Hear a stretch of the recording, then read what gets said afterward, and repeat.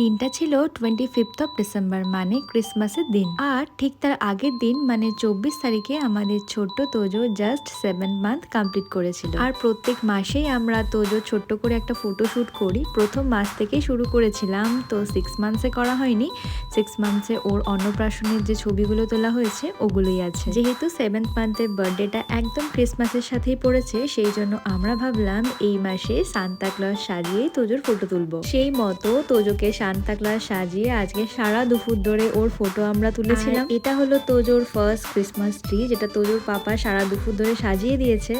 আর একটা ছোট্ট গেট টুগেদারের আমরা আয়োজন করেছিলাম, অনেকদিন সবার সাথে মিট আপ হয়নি বাড়ি থেকে আসার পরে, তো সবাই এসেছিল আর বাচ্চারা সবাই ক্রিসমাস ট্রিটা দেখে ভীষণ খুশি হয়েছিল। দেন আমরা একটা কেক কাটিং করেছিলাম এবং কেকটাও ছিল রেড কালারের।